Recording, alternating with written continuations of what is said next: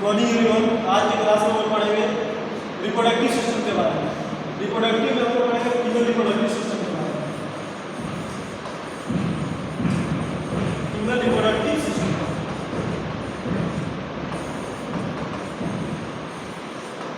तो female reproductive system बहुत सारे डिजीज आते हैं, जिसमें कि हम लोग पढ़ते हैं मेट्राइटिस के बारे में, सल्फिनाइटिस के बारे में, एम्ब्राइटिस के बारे में, या फिर पेल्विक इन्फ्लेमेटरी डिजीज के बारे में पढ़ते हैं, या फिर वेजाइटिस के बारे में पढ़ते हैं। Yes sir. तो पहला है मेट्राइटिस। मेट्राइटिस होता क्या है, ये किस प्रकार का डिजीज है और ये शरीर के किस भाग को इफेक्ट करता है। तो हम लोग पहला देखेंगे मेट्राइटिस। मेट्राइटिस मतलब क्या होता है, जिसके लास्ट में आइटिस लग गया। आइटिस मतलब होता है, हम लोग इसमें पढ़ते हैं सूजन। सूजन मतलब इन्फ्लेमेशन हो जाता है, जो वाल्व है, ठीक है, जो मेट्रियम का वाल्व है, उसमें क्या होगा, सूजन हो जाता है। तो metritis is inflammation of the wall of uterus. Means uterus के वाल में जब सूजन हो जाएगा या फिर इन्फ्लेमेशन हो जाएगा, उसको क्या बोलेंगे, मेट्राइटिस। जैसे कि हम लोग देखते हैं यूट्रस का वाल है, एंडोमेट्रियम, एंडोमेट्राइटिस, एंडोमेट्राइटिस जो कि यूट्रस का एक वाल्व है। उसके बाद endometritis inflammation of function of lining of the uterus called endometrium. तो जब एंडोमेट्रियम के वाल में सूजन हो जाएगा या फिर इन्फ्लेमेशन हो जाएगा, उसको बोलते हैं एंडोमेट्राइटिस। ठीक है, the inflammation of the uterus like develop intermediate postpartum period and occasionally after abortion of bleeding. Means postpartum period के दौरान या फिर पीरियड के दौरान जब हम देखते हो ओकेजनली क्या होता है कि ब्लीडिंग होने लगता है या फिर एबॉर्शन का चांस रहता है प्रेगनेंसी के दौरान, फर्टिलाइजेशन के दौरान। Yes sir. इसमें also be associated with foetus और प्लेसेंटा। मींस ये क्या करता है कि रिटेंट या फिर एक इफेक्ट करता है किसको, फीटस को या फिर प्लेसेंटा को सर। इसके ग्रोथ और डेवलपमेंट में को रोकने लगता है। इसका मेट्राइटिस इन्फ्लेमेशन ऑफ यूट्रस, ये क्या करता है, यूट्रस के इन्फ्लेमेशन को मेट्राइटिस करता है। प्रोपर इसमें क्या होता है, बैक्टीरियल इन्फेक्शन आते हैं, बैक्टीरियल जो भी बैक्टीरिया माइक्रो ऑर्गेनिज्म वो क्या करते हैं, इफेक्ट करते हैं, या कुछ केस में वायरल भी होते हैं, जैसे कि हम लोग गोनोकोकस के बारे में देखते हैं, या फिर सिफिलिस वाले डिजीज के बारे में देखते हैं। ये सब जो डिजीज होते हैं क्या होता है, वायरल होते हैं। ठीक है, I refer to the word uterus while endometritis is limited with the lining of the uterus. Means endometritis is an inflammation of endometrium.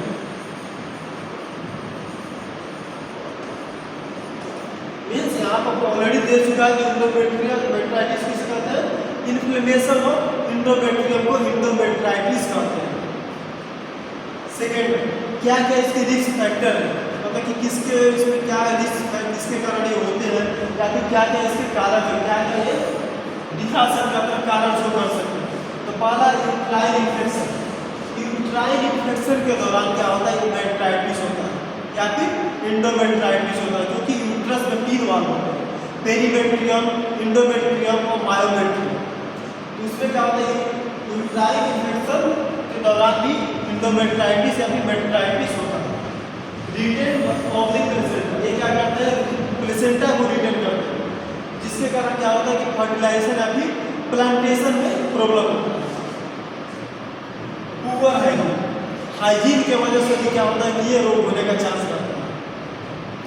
पहला थर्ड है ट्विंस, मतलब कि twins transplant, twins delivery sir, या फिर ट्विंस डिलीवरी के समय जो mother और बेबी को कंसीव करते हैं, ट्विंस बेबी। ट्विंस डिलीवरी के समय भी मेट्राइटिस होने का चांस रहता है, फिर एंडोमेट्रियम के लेयर में इन्फेक्शन होने का चांस रहता है, जो एंडोमेट्रियम का लेयर उसमें इन्फेक्शन होने का चांस रहता है। और पुअर ट्रांजिशन मीन्स अगर हम लोग डाइट सही से नहीं लेंगे, अगर हम लोग खाना सही से नहीं करें, तो इसके दौरान भी जो हमारा रिप्रोडक्टिव सिस्टम है, रिप्रोडक्टिव ऑर्गन है, वो क्या करते हैं, इफेक्ट होते हैं।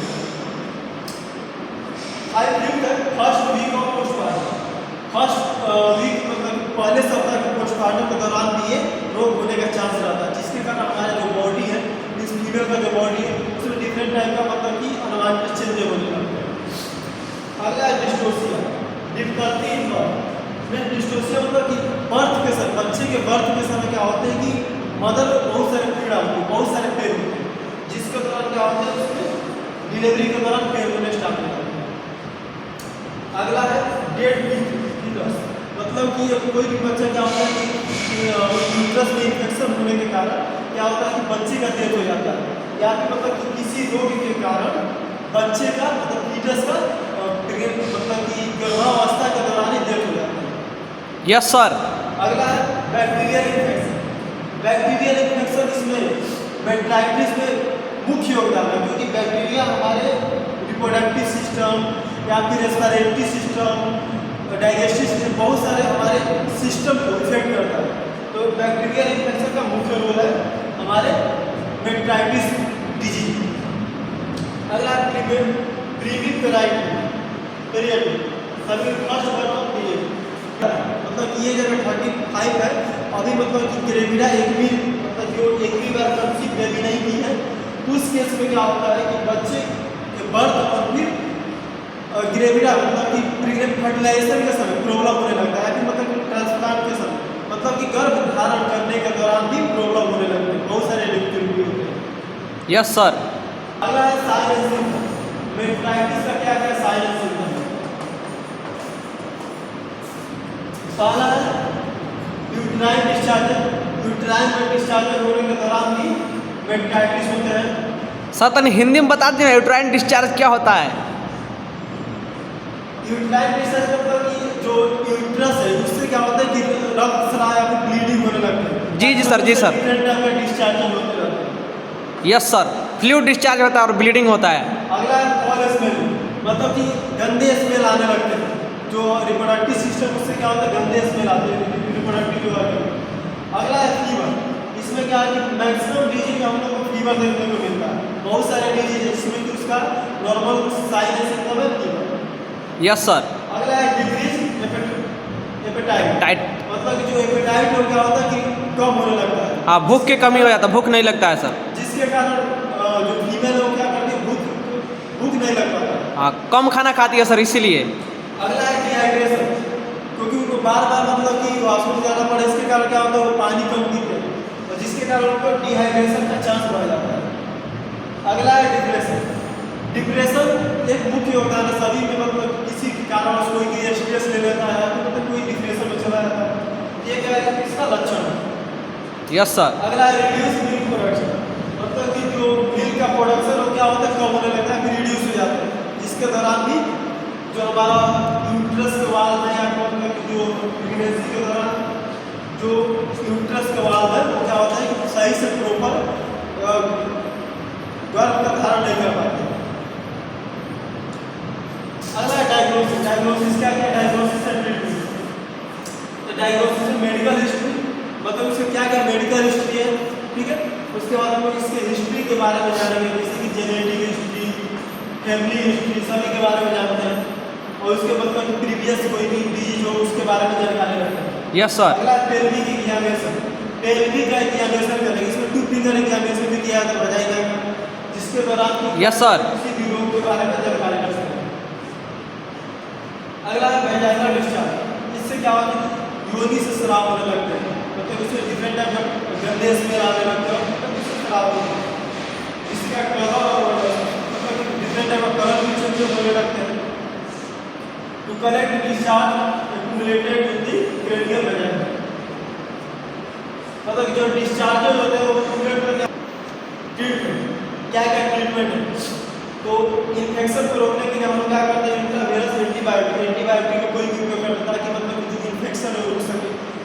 अगला है एंटीमाइक्रोबियल, मतलब कि जो माइक्रो ऑर्गेनिज्म उसको रोकने के लिए हम लोग एंटीमाइक्रोबियल ड्रग्स का उपयोग करते हैं, एंटीमाइक्रोबियल।